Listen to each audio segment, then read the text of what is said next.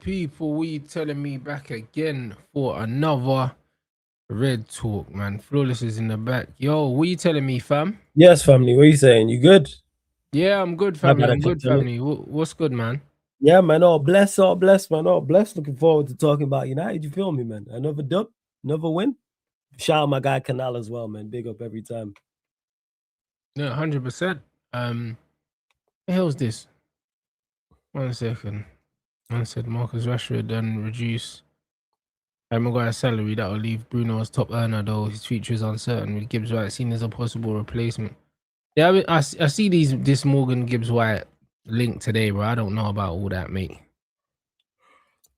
Makes sense, of course, man. With us, the English player playing well in the area. Anytime United are searching for players or a player in a certain position, and there's English players doing well in the Premier League, we're gonna get linked to them. So any English central midfielder or anyone in the 10 with Bruno potentially leaving, we're getting linked to. You know what I'm saying? I hear it. Obviously, Grealish is injured, but let Grealish should carry on balling out at Everton. We would have been linked to him. Pick one. Rodgers, Gibbs-White, the list goes on. So yeah, not a surprise. Yeah. Man said, why some United fan trying to overprocess the Carrick thing? He's the best man for the job and the dressing room. Calm now.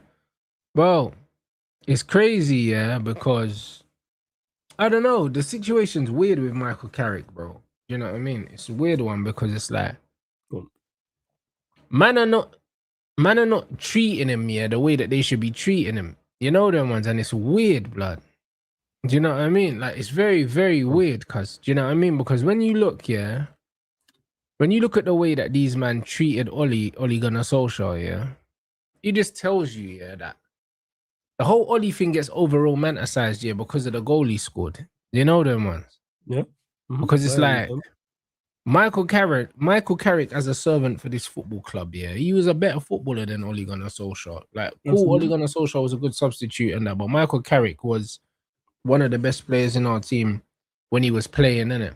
So the romanticism around Ole when he first took the job and all these other things, and then the Rio thing, oh yeah, do you know what I'm saying? Get the contract and all this bollocks, yeah, because he played well. All that shit. And it's like, it just looks like bare man are hating on him, bro. I can't even lie. You know what I mean? You see Gary Neville, you see Nicky Bottom-Paul Scholes. Them man are talking about, they would get fucking Eddie Howe, did they say? Howe. Was it Howe? Why would you get Eddie Howe but Carrick ain't good enough? You know them ones, like, it's weird, isn't it? It's like a lot of these ex-Man United players, it's like they're publicly not backing Michael Carrick because either they're jealous here, or it's a thing where they're almost so embarrassed here that they backed Ole and it didn't work, that they feel like the right thing to say is to go get someone else. I think it's more the latter of what you mentioned. And I add to that as well, I also think, because we've seen it with Ole, they don't want to be in a position to have to criticize him if it is indeed going wrong. Because as we see with Ole, when it was going terrible, they didn't want to criticize him. So I think there's also an element of that. Of course, with Ole and it going wrong and the criticism they then receive for not criticizing him, I don't think they want to be back in that situation either. And they're just giving their opinions on it. And in regards to, you mentioned about the fans and stuff, we know what, no, I can't say our fan base, but we know what a portion of the Manchester United fan base is like. Because all of a sudden, people got a lot of critique for Carrick on performances and results. But he's the interim manager. But when we had a permanent manager here who's much more experienced than Michael Carrick and came over with a bigger reputation, it was let him off scot-free. So when we didn't win back-to-back games, took us over a year. When we're finishing 15th, Carrick in 5 games already has 3 clean sheets, sorry. 3 and 6. Yeah, he's got 3 in 5 or 3 and 6. Yeah, 3 and 6. He's got 2. Amorim had 2 in 5 months. What are we talking about here? All of a sudden, you got hella critique for him. So yeah, like, how have people got more criticism for an interim and more expectations for an interim than they do a permanent? Tells you all you need to know, man.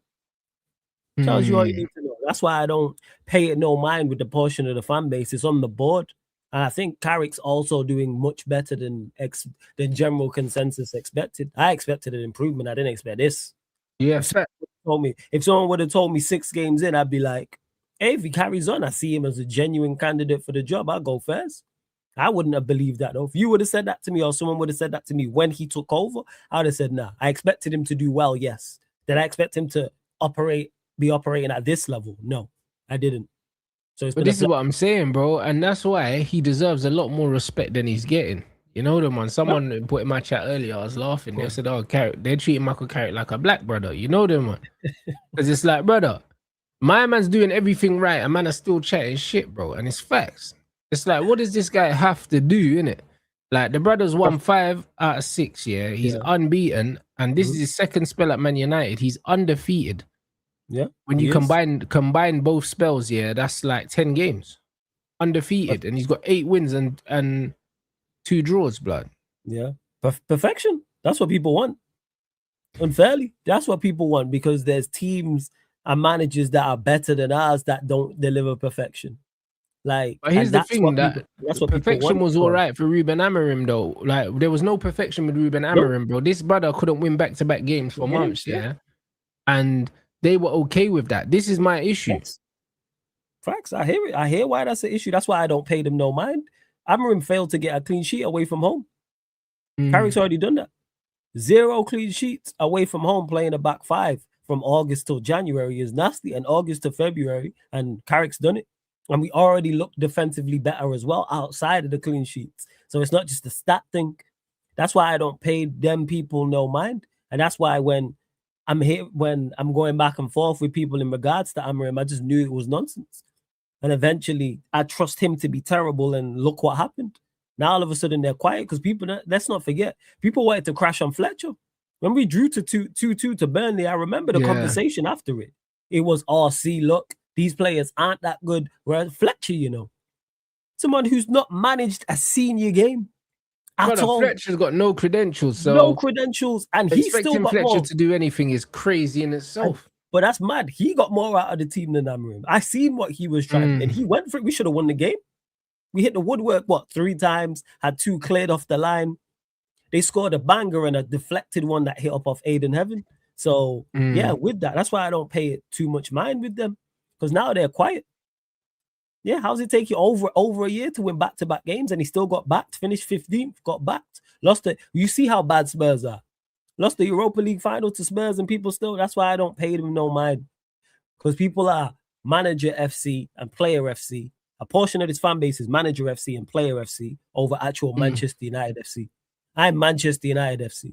So if I think a manager or a player or players aren't good enough for the club, I'm going to say so. And then on the flip side, if I think a manager or players are, I'm going to tell you so. Yes, I think he's the guy because of this, and that. I want us to be successful.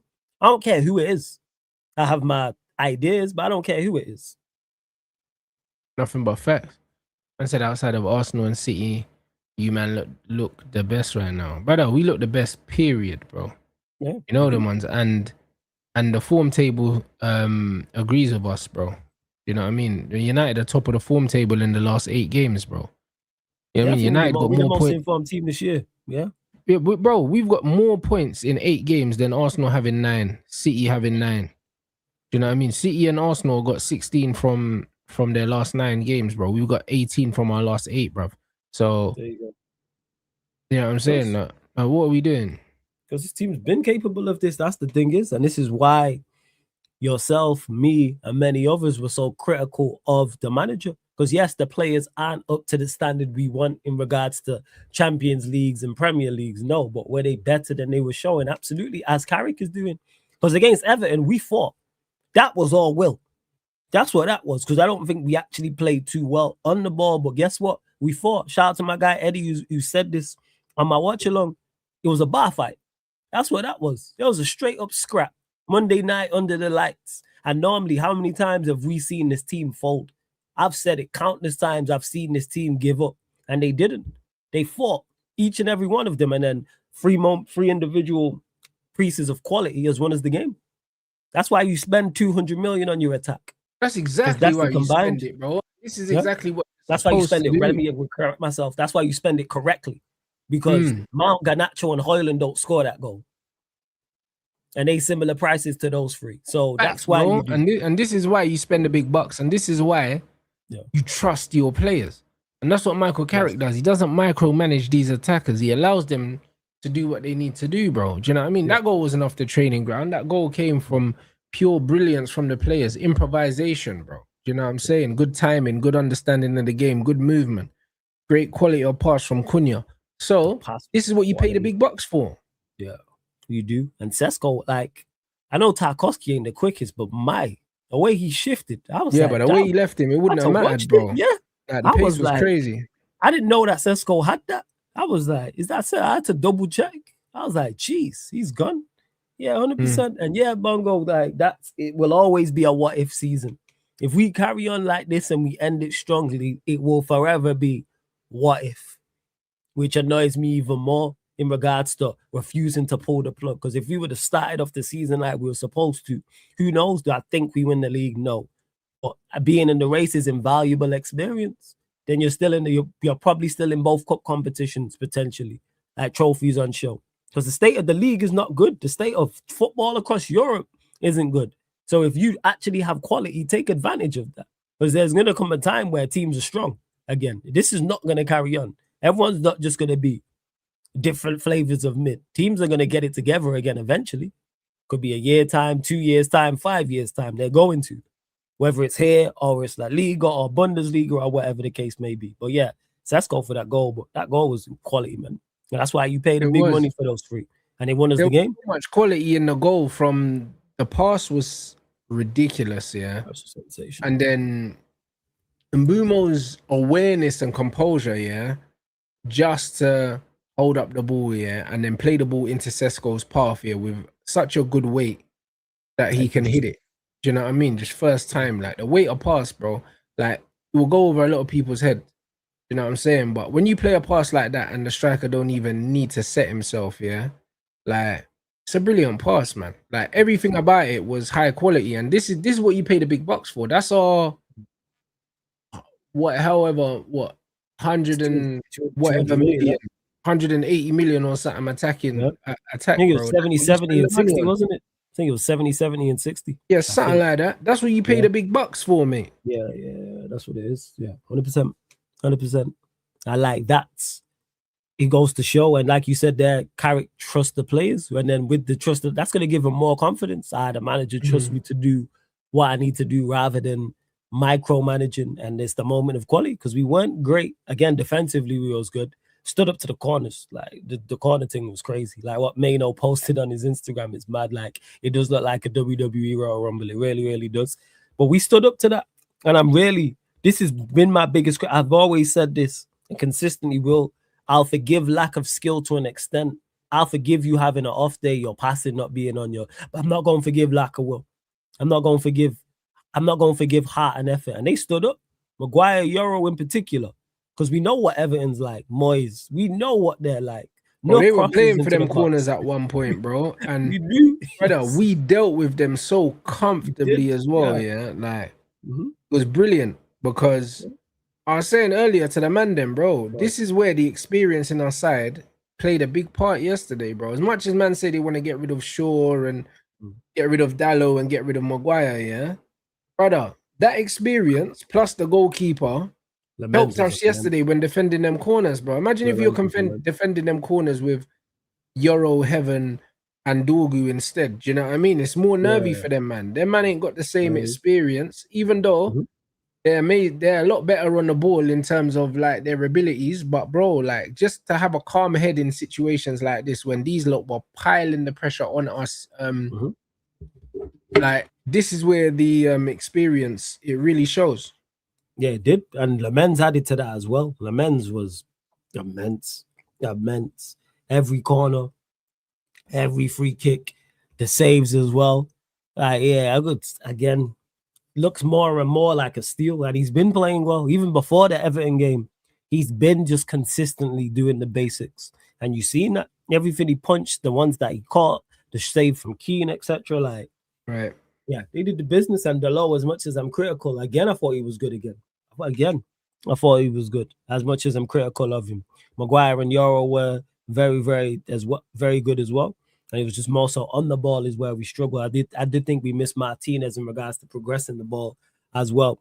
But we had an off day and still won the game, which is testament. And even then, like, I wouldn't even go as far as saying it was an off day. I just think that they made it very, very difficult for us, and we overcame. Do you know what I mean? I think we have to give them some credit as well, because the way they played, like, they were trying to win all their duels. Do you know what I'm saying? Like, they were physical, and obviously the pitch wasn't the best, the conditions weren't the best, and they capitalized on that as well. Do you know what I'm saying? They did, bro. Like, even the way that they were attacking us from the corners, bro. Like, it's kind of like the game played into their hands how they wanted to play, and we beat them at their own game, bro. And that takes some doing. Yeah, to out Everton is, yeah, and we do now, and I give them credit because I knew it was going to be a tough game regardless. So I already knew that. I just wanted more from us, and I was saying this before the game about the front four, more from them, and they did. We have to get used to that. Because that's what we're going to see more often than not, outside of playing the teams. So outside of your Arsenal, Cities, Chelsea's, Liverpool's, most teams are going to be like that. So that's where we have to get better. Of course, we'll invest in the summer as well. But yeah, it was endeavor, concentration, and effort. And that's something we've lacked. Yeah. And that is unacceptable to not have that. I should be here talking about, a lack of skill. You know what I'm saying? A lack of finesse, a lack of technical ability, a lack of athleticism, not lack of effort. Everyone can run. Everybody can run. Everybody can do. Everybody can challenge for duels. Yeah. Whether you lose them or not, everybody can do that with heart. And they did that, again, because they did their best. I think we just need to just put 3 players on the halfway line to help clear the box, though, from these set pieces, because this shit getting ridiculous. Fucking ridiculous. Like, even this about missing Martinez in possession, we might have. But I said before the game, if there was a game for him to be injured for, it was this one. Because at the end of the day, like, with the fucking 10 corners they had, if we had Lissandro, bro, they might have scored. I'll be real. It's one of them ones where I said, from a physical standpoint, it could be a blessing in disguise that he's not available for this game, bro, because he would have been a target for sure, bro. Do you know what I'm saying? Because the way that they played, and the way that they were playing to toss the ball in the box, we needed Maguire and Euro's physical presence for this game. We really needed it, bro. Even if we did lose a little bit in build-up here, I'll be real, what we lost in build-up was minimal compared to what we gained in terms of height in the box, bro. Because, like, when you look at both teams weren't really building up well, like, do you know what I mean? Like, they just weren't. Like, not from the back, not through midfield. Like, Cass played some good passes and stuff like that, but as a whole, both teams really struggled to settle, and I don't think that Lissandro would have made that big a difference in a game like that.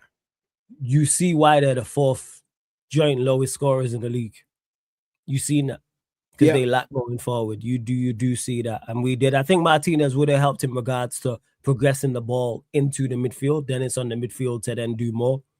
And I'm looking for that Palace game going forward again, but. This is something that's what's the word I'm looking for. This is new to this set of players because we've just been playing awful football and giving the opposition the ball. We ain't used to having it. You can tell we are not used to having the ball. Like, there was times in the Everton game when the momentum's with us and an attack would break down and clear it and we get it back and then we go again. And I'm like, all right, this is good. And you can see where the areas are that need to be improved in our team. But again, pleased because they fought, man. They fought. They really, really did. They did in tough circumstances. Bro. I thought that we learned a lot about our team, bro, and we learned some good things, bro. Like, I can't lie. I said it, like, every time we watch this team under Michael Carrick, it's like we're learning new things, bro, because every game has been different. You know what I'm saying? Every game has been different, We've scored relatively late goals in quite a few of the games. However, like, the Fulham game, we were ahead, and then they equalized, and then we had to win it. The Arsenal game, we were behind, and then ended up winning it. Do you know what I mean? The City game, we cruised. The West Ham game, we were behind. Do you know what I'm saying? Like, we've had to show different things, bro. We've had to show different resolve. We've had to play against different shapes. We've had to show our ability to keep the ball sometimes. We've had to show our ability to defend really well. Do you know what I mean? And yesterday we had to dig deep, bro. Do you know what I'm saying? It was a dogfight in there, bro. Everton away. Straight bar fight. Bar fight. That's what it was with Tamaka Eddie. And that's what I liked, because you mentioned there about us finding out. We're finding out not only about the skill of this team and the quality of this team in regards to on the ball and the technical side of things, but we're also finding out about their mentality. What's your steel like? Like, what are you like when things go against you? As we see it in the Arsenal game, as it happened in the Fulham game. They're two prime examples right there. And we play in different teams, home, away, etc., etc. I like it. And yeah, that Cunha thing was hilarious with Ghana. That had me rolling. That is great. That is proper great. Brazilian thing, you know. Man fell down on the floor. Man was celebrating, that's like, ushering the ball out, you know. Proper scumbag. I love it, yo. I love it. South Americans crazy. Yeah, bro. Proper scumbag. Crazy. But it's learning. But it's learning about the team and showing that there is some quality there. All is not lost. We can actually play football. We actually can go and compete against anyone. Something I said under Amarim. I said we can compete against anybody. Doesn't mean you win. Doesn't mean you play well, but we compete. If Everton draw or lose that game, if Everton draw or win that game, we've given them a game. We haven't just gone there and rolled over. Same way with Fulham, same way with Arsenal, same way with City. None of those games, even though the results all went our way, bar West Ham, were easy games for the opposition. We should never be an easy game. We're not a relegation side. 100%. 18th, 19th. We should never, ever, ever be an easy game. Like, once you've been in a scrap with us, you know you've been in a fight. You should never have no easy nights, like our style. Like, there's certain boxers, and you know this, you follow, there's certain boxers, you know, when they're matching up against whoever, that's not an easy night for anybody. No chance. Whether they win, lose, or draw. And that should be the case for us. Agreed. And tell me, you see this thing here, yeah, bro? The reason why people ain't talking about it is they're too busy moaning, bro. And this is what I can't stand about a section of this fan base, because what was it? It was 2 clean sheets in 20 for Ruben Amorim, and it's 3 and 6 for Michael Carrick, bro. Do you know what I'm saying? The amount of time it took Ruben to win back-to-back games and to win 3 games in a row, I think he only done it once. He did it once. Carrick's come in, and won 4 games in a row straight away, bruv. Do you know what I mean? Against difficult opponents. So it's one of them ones where even yesterday, to the point where even the part of the half where Everton started to shade the possession, they never looked more likely to score than us, bruv. And that's testament to how Michael Carrick's been setting us up. And people ain't talking about it because he ain't got an exotic name, bro. This is what it is. You know what I'm saying? It's too close to home, the Michael Carrick one. Do you know what I mean? Because a lot of these Englishmen, the Gary Nevilles of this world, or the Scholeses, or the Nicky Butts, do you know what I mean? It could have been them, bro. It's too close to home, fam. Do you get what I'm saying? Yeah, it's way too close to home. At least the Ole Gunnar Solskjaer one, you know what I mean? He's Norwegian, and it's all like, nah. But the Carrick one is way too close to home for a lot of these men, and they're hating, bro. I don't care, because if this was a foreign manager that came in, and managed to make us this compact, make us this difficult to beat straight away, it'd be given the job. They would have been eulogizing, talking about this is such a shrewd move. Imagine if they went and they got, say, Hertzler, that's at Brighton. If they had gone to Germany, and got Hertzler from Germany, and he came in and did exactly what Carrick was doing, these men would be talking about, yo, like, we found this absolute genius, bro. This is the chat that they will be chatting, you know. They'll be saying, yo, this guy's an absolute genius. Where did you find him? Like, how has he managed to organize the team like this? Because, bro, factually, we were one of the worst setup teams in the league, bro. We was conceding a goal every single game. Like, guaranteed. Goals, shots, territory, everything. Yeah, we was awful.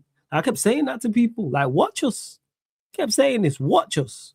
We are defensively. We went from that to being one of the toughest teams, to break down in the league, bro. Do you know what I'm saying? Very, very tough. Absolutely. And no respect, really. And we have done. And the thing is, people were asking like we was. People were acting like we was asking for too much, because we said, "Hey, you know what? Can you make us defensive? Oh, your defenders are terrible. All right, then. So how come there's teams with worse individual defenders than us that have better defensive records and are better set up. Right. Because of the manager. Don't tell me you'd swap. Like Everton, for example. Everton, I don't think have nothing. Amazing nothing. I think they had the 4th best record last season in the league. They don't have the 4th best defensive anything. Centre-backs, fullbacks. I've never heard anyone say, hey, bring me such and such from Everton. It was only Brantford for a brief period, and that was it. But the setup is what I'm talking about. Being set up and being defensively solid is one of the easiest things to do as a manager. Easiest things to do. It's not like we're saying, hey, go and create and score goals. Hey, just be solid off the ball. That's what that is. Be compact. Don't get ran through the middle of the team. And all of a sudden, this central midfield pairing that has no athleticism and no legs doesn't get ran through anymore. Interesting. I hear it. Hey, yo, people, make sure we run these lights up as well. Man said, I feel like Nagelsmann will be chosen with a Vale connection. I don't think so. I don't think. Well, one, it's not Vivell's job to choose the gaffer, but 2, I can't see us going away from the Premier League proven approach because that seems to be the most tried and tested method at the moment. Do you know what I'm saying?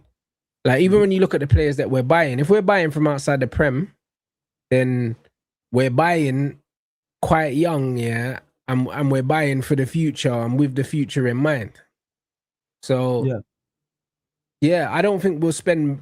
I think the days of spending big money, on a foreign player that isn't guaranteed to bang, I think them days are gone.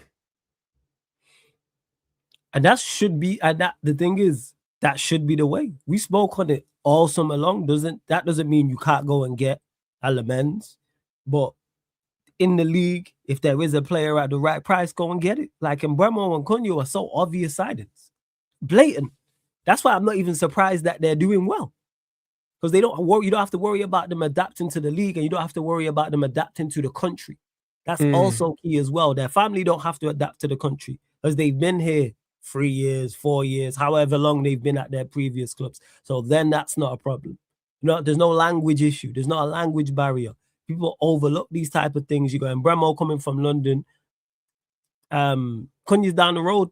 Wolverhampton's down the road from Manchester. That's not far at all. It's Midlands. So it's fine, comfy, and you're seeing it. There's no settling in period for them. Them man look comfy in red shirts. Them man they don't look overwhelmed. They look comfortable in red shirts, super comfy. And then you add in Lemens, you add in Sesko, and that's the way we should go in regards to it. If there's obvious signings to make within the Premier League, I'm with it. But still look outside, because Lemens is looking like phenomenal business for what he's bringing. And he costs nothing, price, bro. Yeah, serious. Was it 17 million? And you look at what he's doing, you go, yes. That's why when I say people phenomenal, I'm talking about the price. Man weren't 40, man weren't 60, he weren't 80 million, 17. But, yeah. Brother, that's the bargain of the season, bro. Yeah. 17 million for that. 17 million. Like, when we get Champions League football, he's played a key role in that.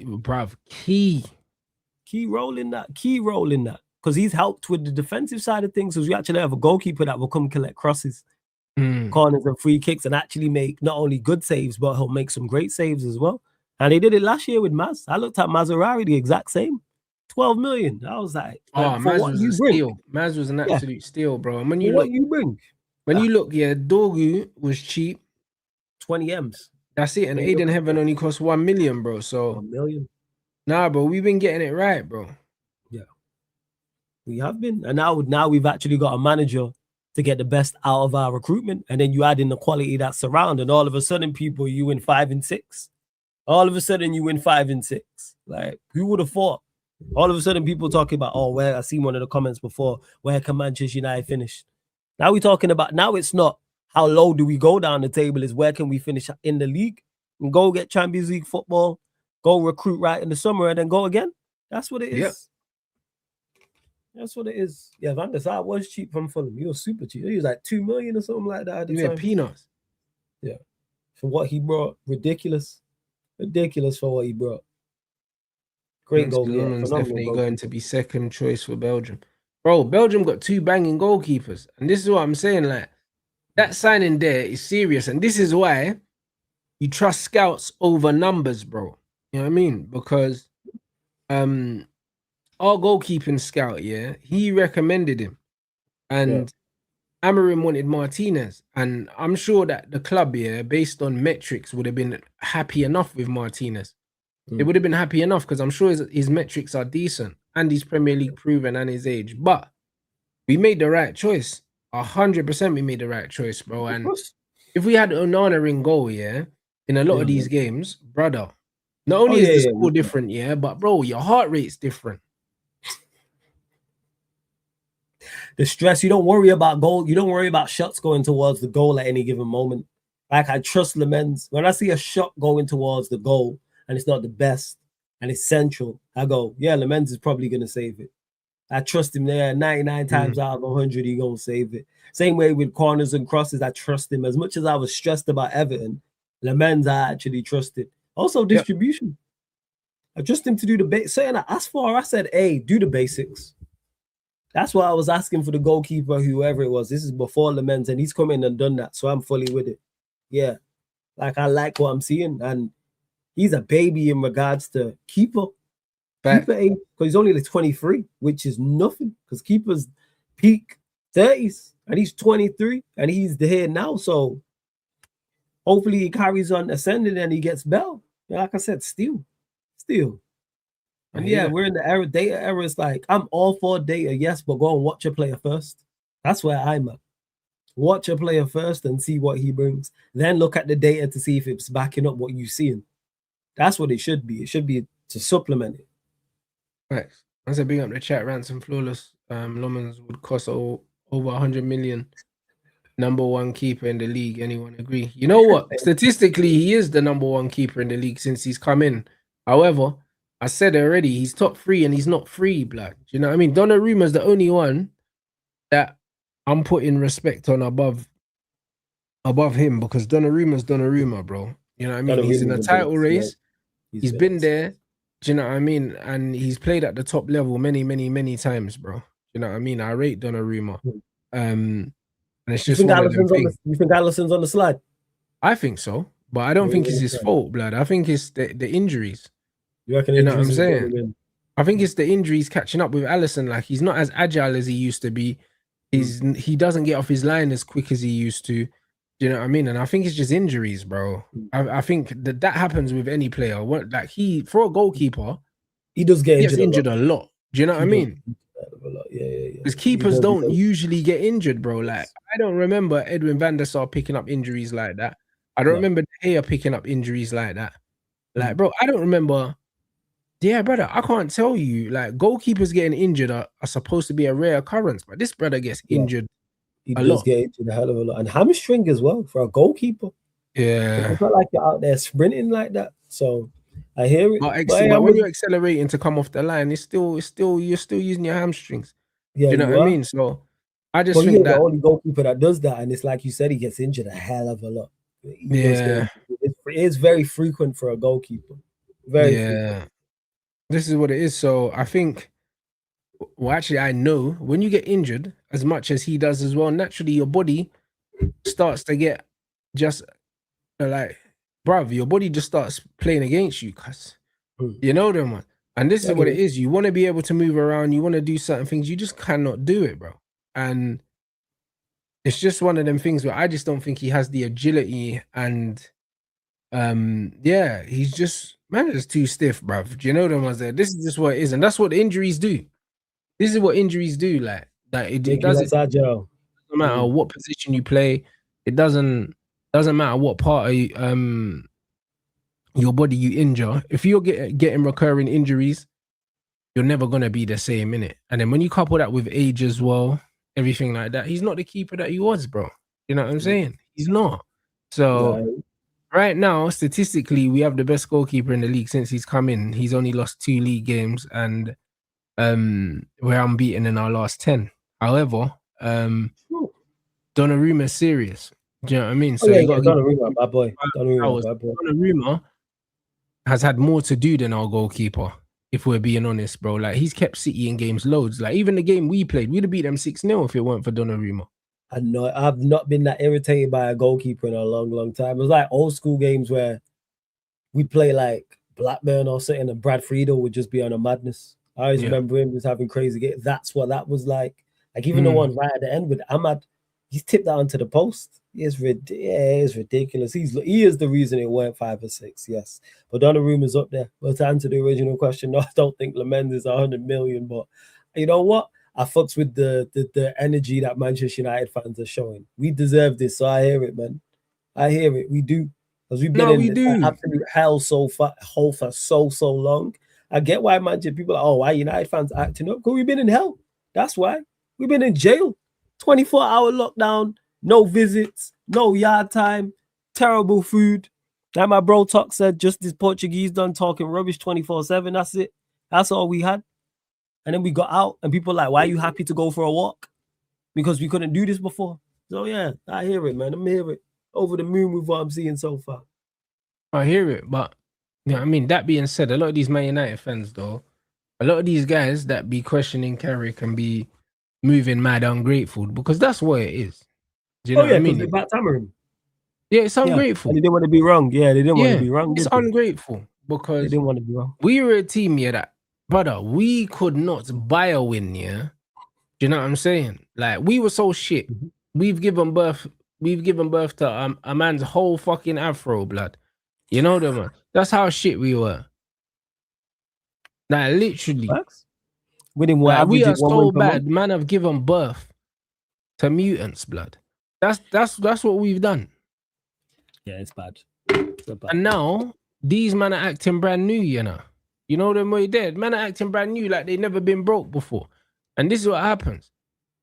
This is exactly what happens, bro. Under Ruben Amorim, we were watching games under duress, Oh yeah. I was fully under duress. Fully. Brother, I was in hell. We was watching games, just hoping we don't get embarrassed, bro. That's all it was. Do you know what I'm saying? We were going into every game not knowing, if we were gonna win, bro. Like even assuming that we were gonna win before the games felt a bit too premature, blood. Do you know what I'm saying? It almost felt like, right, we shouldn't even expect to win games, even at home, even against shit teams. We shouldn't expect it. And that's why I weren't confident going into some people were like, why not? Why can't we go on a run? Like I remember when we played like Everton, West Ham, there was that run of games we had. People like, why are you not confident going into these games? I'm not confident going into any game. Do you watch us play football? Do you know who manages us? We average 1 win per month. Why all of a sudden do I think we're going to win 3-4 in a row? Like, I don't get it. I don't understand. It's like, I keep saying this, is like United would play under Amorim. It'd be awful. We'd all, whether win, lose, or draw, it'd be terrible, Rants. We'd all universally say it was terrible. And then I think before everybody went to bed, it was the Men in Black neuralizer thing. And then we click it. And then we wake up. Yeah, but even under Amorim, bro, when we would win and we would play shit, man expected me to celebrate the wins, Man expected me to celebrate the wins. Man were like, oh, we won and Rants is still upset. Like, he wants the team to lose and all that. Brother, I've never wanted my team to lose a fucking football game. But let me tell you something, You want me to celebrate that dross, knowing, that we're not going to fucking build on it. The amount of times that I watched Manchester United play, and I said, yo, there's nothing I can take from this game and copy and paste into the next game that's going to help, man, because it's just vibes, bro. There's nothing that I've seen, that was repeatable under Ruben Amorim. Like, we know how Man United are going to play now under Michael Carrick. We know. Yes. We know how we're going to build up. We know the kind of stuff we do. Like, we have at least a blueprint of what we perceive Carrick ball to be. Obviously, it will change as he's given better players. But the truth is, we have an idea of how he wants to play. Yeah. With Ruben, we never really had an idea, bro, because you would chop and change the lineup, different back three every game. Do you know what I mean? Sometimes Dallow's on the right, sometimes he's on the left, that wing back. Do you know what I mean? It was just a load of absolute bollocks, bro. So the whole time, it was a guessing game, bruv. Like, literally, we were playing roulette with the lineup, bro. Like, I knew every single Man United game, I'll click on the live stream, see the comments, and man are just cussing about the starting lineup. Every game, blood. Do you know what I'm saying? And man, I see Mount and Bruno in the 10 or Bruno in the double pivot. Like, brother, man saw so much foolishness under this manager. Dallo left wing back. Bruv, left wing back Dallo is crazy. Dallo. when you know what he don't give, you know what he don't give you. Yeah, and that's where it stems from. Universally, we knew that it was going to be terrible when lose or draw. That's why I didn't celebrate it, because I don't do results-based analysis. That's why. Like, you win, it's great. If you lose, it's bad. No, it doesn't always work like that. And that's why I can look at the game we won yesterday and go, yes, there needs to be improvements. But what I liked was there was actual fight. There was actual grit. We just matched them in regards to the fight, and our quality shown because we have better players. Cool. I'll accept bro, and also the resilience as well, bro. Yeah, like the resilience that we shown. It wasn't just the fight. It was the resilience, the stubbornness, where we were like, you're not breaking us down. It was grit. Yeah. It was definitely grit. And we haven't seen grit in the longest time. And in regards to it, Temi, with Sesko, I think he should start against Palace. I think he starts against Palace. Yeah. I think Everton away from home wasn't the game to start him, bro. But at home, against a team like Palace, that's the time to start Sesko. As a manager, you also have to make sure that you're giving the player the best possible situation to be successful, because his confidence could be volatile. Do you know what I'm saying? We don't know this at the moment. He's confident right now, but why would you play him against Everton away when you know the game's going to be ugly like that? If you're a striker like Sesko, that's the last kind of game you want to start in. Well, you just get kicked by Tarkowski and who was the other? It was O'Brien, and you're just doing bare off the ball doggies and that. Like I said it, if he started that game, he wouldn't have scored that goal. He would have done so much running off the ball, yeah. He would have been knackered. He would have been knackered to make that run, bro, in the 67th minute or whenever he scored.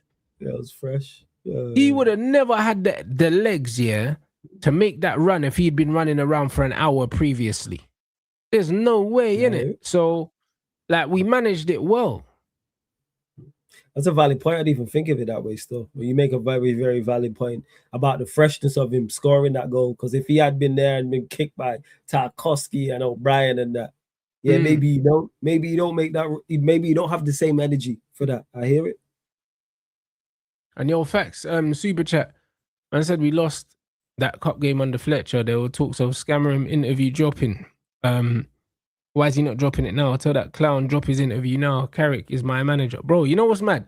He come out saying that he's got stuff to say, yeah, but he's going to wait till the end of the season because he don't want to disrupt the team. It's like, brother, you disrupted the team by breathing, bruv. Do you know what I'm saying? When you was here, I had no problem disrupting it. Drop the interview now so I can do the reaction, man. Drop the interview. Drop the interview. Like, you're not going to derail our season anymore, bro, because you're not here. Do you know what I'm saying? And that's the reality, bro. You could only derail our season by being in the dugout, and you're not there now. So you can fuck off. Like, it's great. And shout out and Andre, I agree, bro. We need to give credit to our front three for how hard they're tracking back. We watched the likes of Rashford walk for years. These guys are putting in effort in defense. Facts. And Garnacho as well. Garnacho wasn't giving us nothing defensively. He was just getting flicked like an insect, bro. Like, you know what I mean? And Rasmus Højlund was useless. And in away games like this, Michael Carrick is chosen to go with work rate and tenacity up front, yeah, and keep us honest defensively. And there's nothing wrong with that. And this is why Sesko, I'm cool with using him as an impact sub for now, bro. Do you know what I'm saying? I don't think there's mad urgency to start him, because he's young, and it's one of them things where we're winning games, bro. Do you know what I'm saying? Like, we're winning games well. There's something to it. There's a platform of us winning games. There's a consistent pattern. And in regards to the off-the-ball stuff as well, that ties into what we're talking about: endeavor, application, grit. We all know what Cunha can do on the ball. Same with Interim. Same with Ahmad. We all know what they're capable with the ball at the feet in the final third. They can create, they can score goals. We've seen that. Under Carrick, we've seen that. However, what can you do going the other way? And we've seen it with Cunha and Ghana.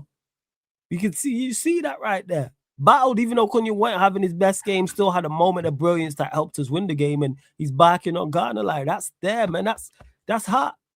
That's just straight. What is amazing about the Cunha situation is, not only does he work hard, but he's got the ability to turn defense into attack. with one little bit of skill or one pass or something, like, do you know what I mean? The ball he played to Mbeumo, cool. Like when we needed him to defend against Liverpool, he was helping us. He was dragging us up the pitch. Do you know what I mean? Winning the ball on the edge of the box and dragging us up the pitch. And players like that, they're so important because, like I said, bro, before we had Garnacho there, he's not dragging us up the pitch. Yeah, we had Garnacho there. And Garnacho talking about, oh, United won. I remember that. United won at the Emirates. Why can't we? Because, yeah, you're not playing for us. That's why we won there. We got a better opportunity without you. So, yeah, Cunha definitely 110%. And people underrate that because there's not no goals or assists or metrics for carrying the ball up the pitch. People just overlook it. Like, it's super important. Not many wingers can do that at the skill level that he does it at as well. So, yeah, and to me, Temi, with Sesko, I think it's game by game. I think it's horses for courses. Do I think the game suits him? Is he in good form? I look at those things. Who else is in good form around him in regards to the attack? I thought that front four deserved to go again because they played well prior. Didn't really get it right against Everton. I'd start him against Palace, yes. I'd definitely start him against Palace. And yeah, Temi, I agree, bro. I think it depends on what team we're playing, who I would start, bro. Sesko, people underestimate his athleticism, innit? Like coming on against tired legs, it's not just wingers that can make an impact. He made an impact there. And that's what I mean. The run that he made for the goal, he ran the length of the pitch. If he starts the game out, he doesn't do that. Do you know what I'm saying? And this is why I think he poses a different problem to teams, yeah, where the game's settled, it's opened up a little bit. And there's tired legs as well, because the game opened up much more in the second half. The first half, there was nothing really going on. So it would have almost been a waste, yeah, to have him on the pitch at that time, bro. But people think just because he scored, if he started, he would have scored. But the game doesn't work like that. People are trying to oversimplify football, and football absolutely doesn't work that way. Because they be doing too much. It's kind of like with Amarim. Like he's trying to do too much, and Carrick simplified it. We talk about Lamens simplified it. So for me, it is like we play Newcastle midweek after that. I probably wouldn't start him then. But then again, if he plays well against Palace and bags of brace, his form, his confidence gonna be through the roof. So I probably would. If he has an average game against Palace, maybe I change it. I mean, for the Newcastle game. So that, like I said, I take that into consideration as well. Yeah, man. And yo, my guy, big up for the super chat, man. I appreciate you. Big up everyone as well for your messages as well, bro. 10 years in the game, fam. You get me? Yeah. So, yes, bro, 10 years. It's been lit, bro. I can't lie. It's gone quick, bro. But, you know what I mean? We're just getting started. We are just getting started now. So, big up. Bro, I don't think Cunha's wasted on the wing. I don't think so. I do not think he's wasted. I think that he has different qualities that can be good there. Sometimes his qualities can be used through the middle as well. Like sometimes his qualities can be used in the 10 as well. It just depends, innit? I wouldn't say that he's wasted. He just gives us something different. You know what I mean? He'll drift in, and I think also what we are overlooking as well is the fullback. We had an actual attacking left back. I think you see a better Cunha. But I think if he vacates that space, you have someone overlapping, or even if he does get the ball out there, maybe he has a tendency, maybe he stays more over there. If he does have someone overlapping and someone telling cut with him over that side, whoever it is. So, yeah, I look into that. I don't think he's wasted. I think Cunha's I still always thought he's a quality player, and now he's just showcasing that because he's been given a platform. Because the criticism he received prior to this was crazy. And now the last 6 games, everybody shut up. That's the maddest part. This is a player who was awful and terrible, and his touch was terrible, and he can't shoot, and he can't assist, and he can't do what he did at Wolves at Manchester United. So this is exactly what he's doing now.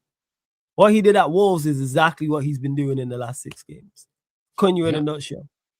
The unpredictability of him. So, yeah, but I think with a better left back, you see a better him. Yes. I agree.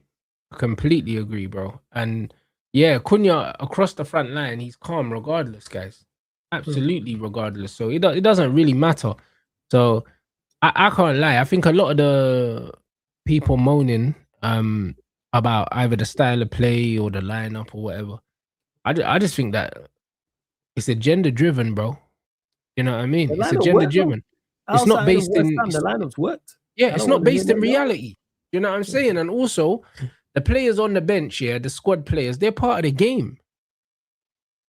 They're part of the game. If someone comes off the bench, and scores, that doesn't mean that they should start, bro. Because that was never the logic for Ole Gunnar. That was never the logic for Chicharito. That was never the logic for so many players, bro. Like, we never said, oh, my days, Chicharito scored off the bench. Oh, let's start him. Oh, let's start Makeda. Like, you know what I mean? Like, football don't work like that. Just because a man scored goals off the bench, cool, doing your job. Thank you very much. This is what you get paid very well to do, to come on and help the team. Just because you're a substitute, that doesn't mean you're not a valuable member of the squad. It doesn't mean that. Facts. But people look at it that way. That's the craziest part. You know what I'm saying? Because in most games, you need your subs, whether it's to win the game by scoring, or maybe it might be to see a game out. Do you know what I'm saying? Like, you need your subs, bro. Like, it's very rare that you see a team and make no subs in 90 minutes, bro. Subs are part of the game. They're crucial. Super crucial. Absolutely. 100%. And a lot of the time, the substitutions on either side is what tends to turn the game. Whether they're the right subs or the wrong subs. Do you know what I mean? But substitutions, are extremely impactful, on a week-to-week basis, for the games. So that's it. People need to relax with all that. That's it. And again, look at who we're facing. That's what it is. We face Palace and then we got Newcastle midweek. So it'll be interesting to see what he does do. But obviously that will go off the Palace result and performances also. But people do just be doing too much, man.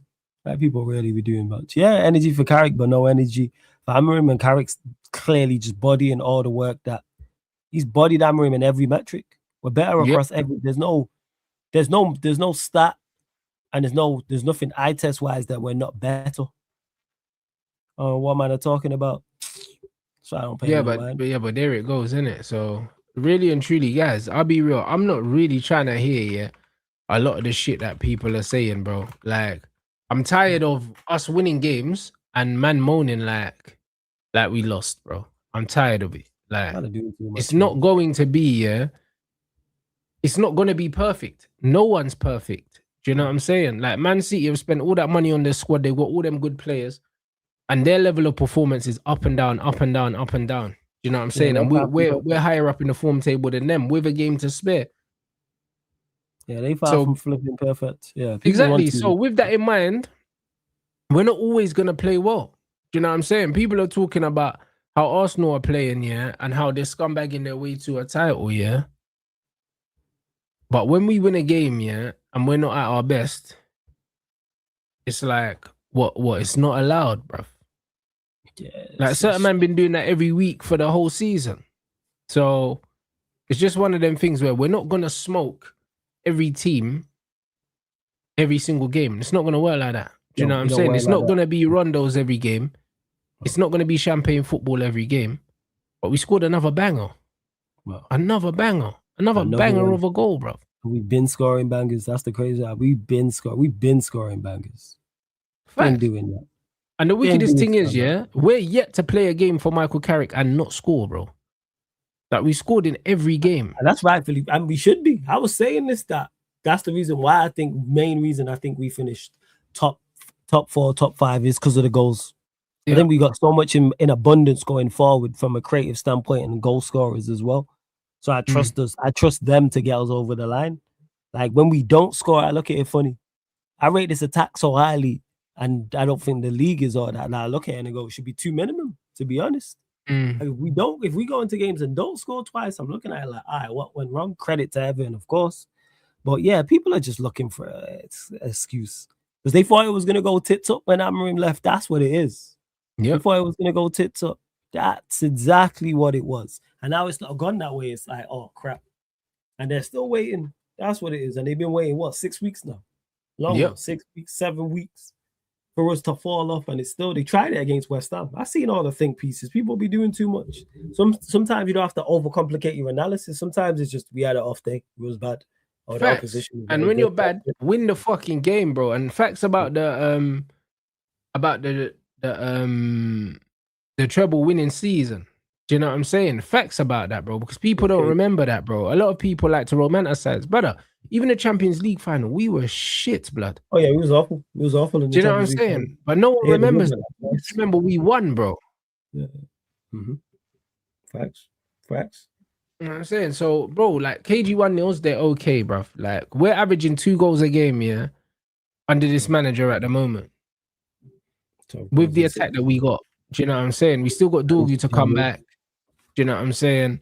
We still got brother, we still got players to add to this squad, bro. Like we've done all of this. Matthias de Ligt, yeah, was playing really, really well before he got injured. Like brother, like we're in a good place, bro. Like bro, what is possessing any man to not be happy with this? Because it's not with the person they want in charge, that's why. That's what their issue is. That's where the problem lies. Yeah, bro. I just don't know, guys, innit? Like I'm not a fan. I'm just not a fan of the negativity because I just to me it doesn't make sense. Do you know what I'm saying? I'll be at the front of the queue, yeah, calling people out when it's necessary, innit? But right now, this manager's had a near perfect start, yeah. When in reality, yeah, I think a lot of people kind of said, you know what, we'll just be happy with whatever when he comes in. Because that's what it was. It's like, we'll be happy with whatever, because the truth is, in our heads, we were like, you know what, he can't be worse than Ruben Amorim. So we're just going to back Michael Carrick and we'll see what happens. Do you know what I mean? We wasn't expecting to be going on a run like this. We were thinking, you know what, maybe we can get top 4. We can get top 4. Now we're looking at 3rd place. Yeah, I genuinely didn't. I said it earlier on in the show. I genuinely didn't think he would do this well. I thought he'd do better than Amorim, yes, but I thought we'd just be competent. I thought we'd be competent, but winning 5 from 6, not a chance did I expect us to win 5 from 6. No, 100%. So for me, I'm not involved in all that, bro. Like I think he's the guy in it. Like, and if he's not the guy, then you're gonna have to do way better than fucking Thomas Tuchel, blood.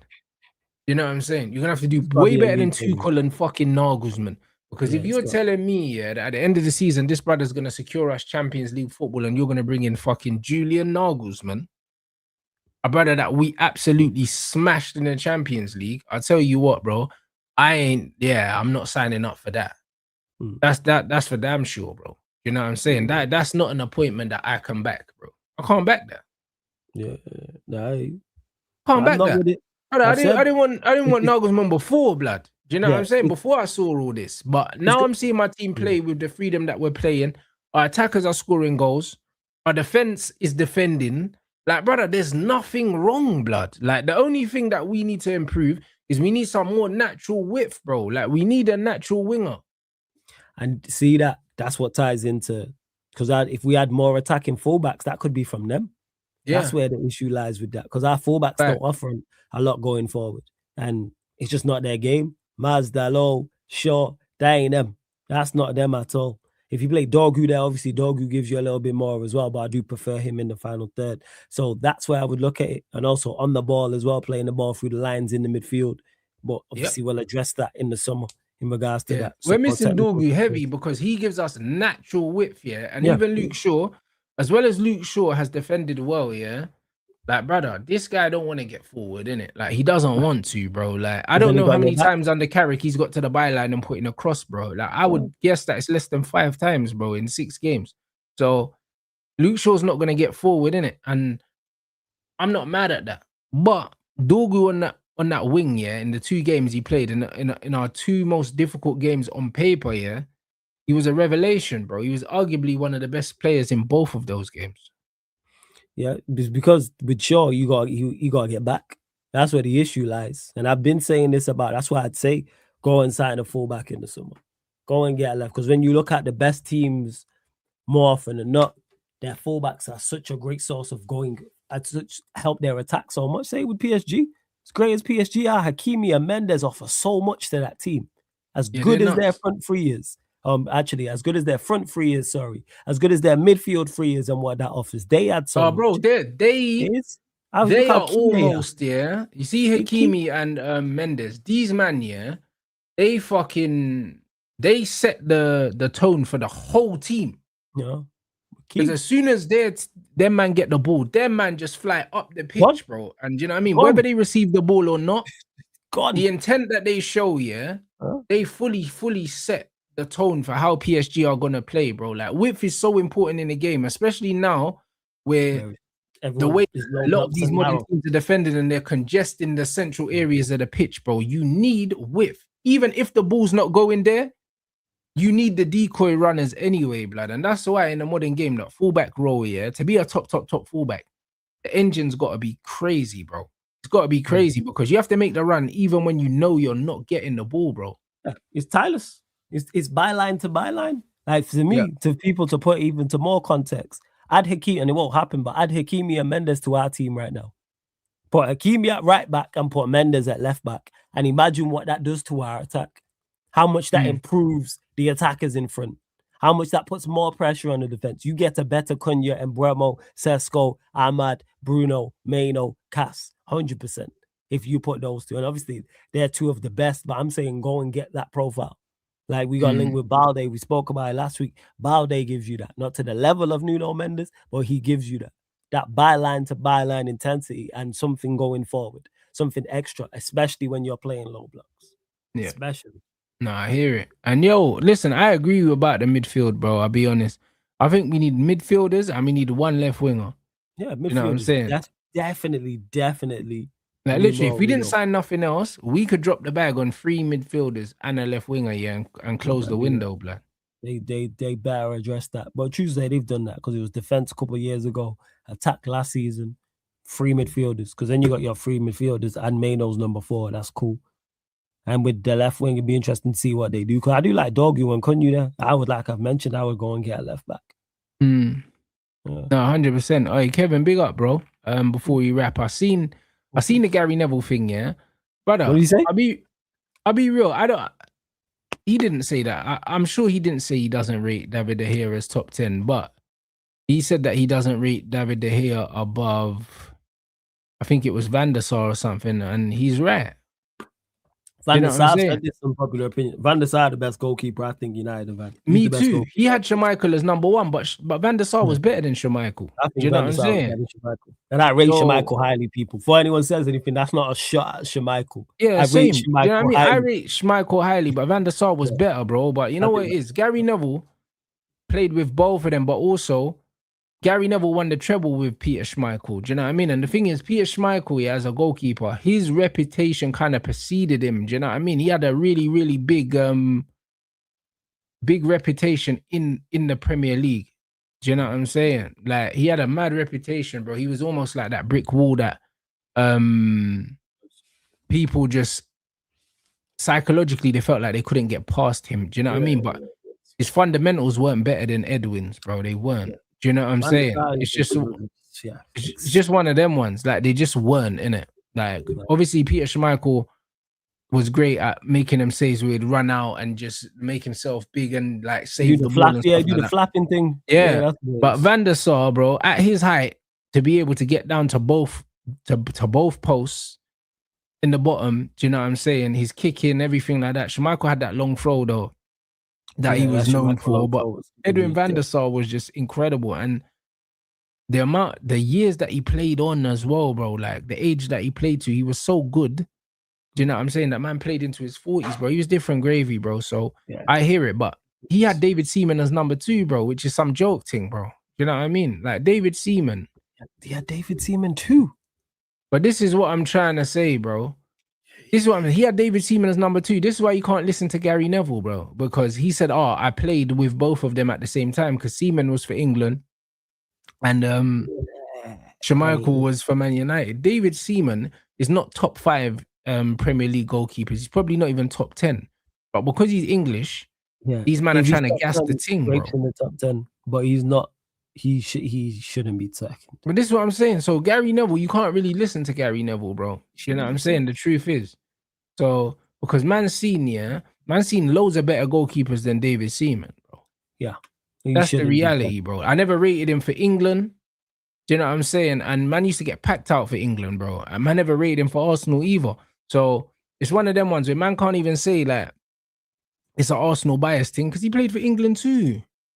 Yeah, do you know what I mean? And in a league that's seen Petr Cech, that's seen fucking Van der Sar. You know what I'm saying? Obviously, it's seen Courtois. Obviously, Donnarumma is too early, bro. Even though he's one of the best goalkeepers that this league has seen for sure. Do you know what I mean? Even people like Pepe Reina and that, like, brother, one David Seaman, bro. I'll be honest, he was meaty, fam. Yeah, like he's not on par with them. Like there's been some absolutely exceptional goalkeepers. I don't think he's top 10. But that's Neville in his era. That's Neville picking from his era. That's what I'm saying. Picking from his era. Yeah. No, 100%. And this is what it is. So I just think that Gary Neville's picks were just based on the people that he likes. You know, like that. Huh?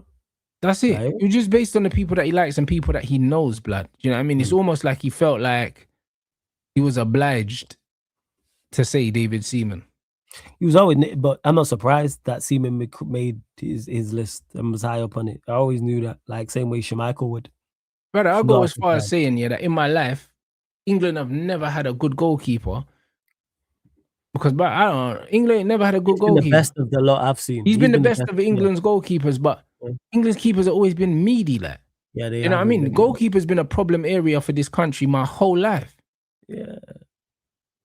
Like, now what are we doing here? It's that's always probably been when a problem area. Probably then, yeah, because even the likes of like Paul Robinson weren't the best and stuff like that. You Robinson was meaty.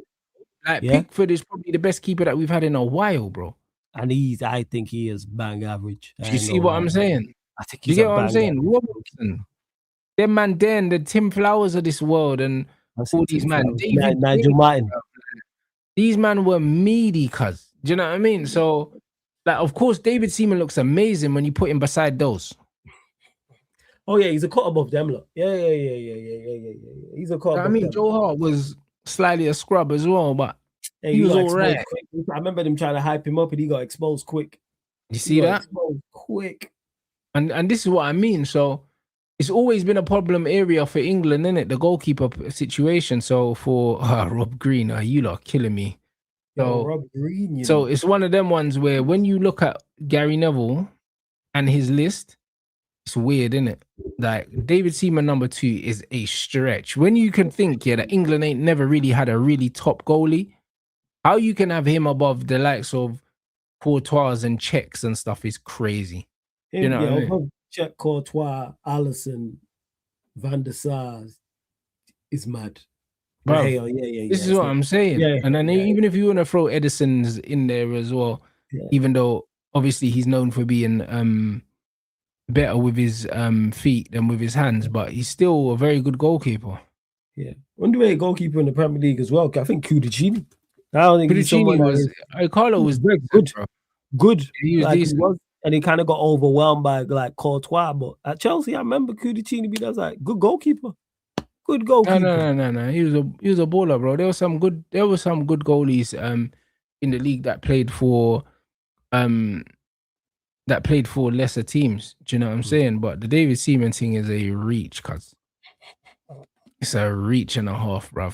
Do you know what I'm saying? Like, and the funny thing is, a lot of the man them only remember him getting packed by Rooney for Everton, him getting packed by Ronaldinho. Man, just getting packed out, bro, with his stiff footwork, blood. Just getting packed out, like that's all man remember. And to be fair, he stayed for a while, but man say he was old, but he wasn't older than Van der Sar. Yeah, Van der Sar was just like the epitome of just doing everything well.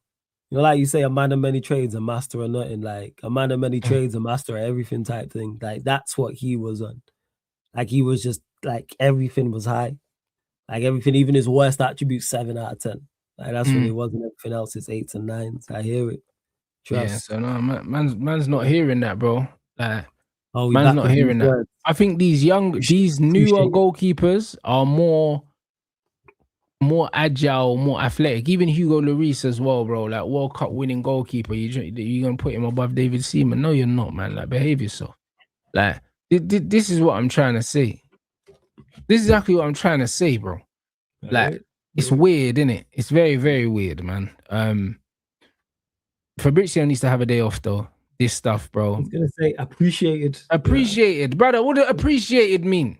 Yeah, Lord, Joe. Brother, Man United probably appreciate half the players in the Premier League, bro. That doesn't mean we're trying to sign them. You know them ones there. Appreciated. Appreciated. What the fuck does that mean? Like, bro, it's not news, innit? Like, the window's not open. I don't even really want to hear transfer news right now in February, bruv. Doing too much. You're doing too much. You know the ones. The man really want to hear transfer news in February, bro. Like, let man just get Champions League and that. Do you know what I'm saying? Fabrizio could take the rest of the year off, you know. Because no one can't move now anyway. So what are we doing now? Nah, I hear it. Man said Tonali's appreciated. All right, cool. You know what I mean? Safe. Thanks for that. Yeah. So that was appreciated. What the fuck that mean? So I don't know. Some bullshit. You know what I'm saying? But guys, you lot make sure that you subscribe as well to Sarcasm City TV. You already know the link is in the title. What you got coming up, Flawless? First and foremost, as always, blessing for having me, Rants, on the platform. Appreciate you every single time. Big up the chat. Run up the likes here. Subscribe to Rants. Subscribe to Rants, his clips channel as well. Back, what time will it be? Probably be a late one, like 12:30 a.m. United City show. I'll be back with my boy Vader. So we're talking all things Manchester United, all things Manchester City, but everything is on the schedule anyway. So please subscribe to Sarcasm City TV. And because we're closing in on like 16,500, and subscribe to Sarcasm City TV Extra as well. So Sarcasm City TV Extra. Subscribe to both, please. 100%, man. Big up everyone. You already know what it is, man. And yeah, I'm gonna be over on my brother's channel at 10 o'clock. 10 o'clock for Band Sports News, bro. You know what I'm saying? Fire. So yeah, we're about to run that, people. So yeah, man. By all means, yeah. Let me know. Is there anyone live at the moment, people? Is there anyone live at the moment for a redirect? Someone's live, surely. It's mad. Champions League starts in 10 minutes. I thought people would. Oh yeah, Champions League, yeah. But the games are dead today, but we're still doing Band Sports News after, because there's no point doing it right in the middle of in the middle of the Champions League, innit? So yeah, man's just gonna go get some food now. And then yeah, we'll be back, bruv. Tottenham lost again, bloody. You fucking love it. So you know what I mean? We'll be there, bruv. You know what I mean? Another week, another win for my team. So big up everyone inside. And yeah, Band Sports News 10 o'clock, people.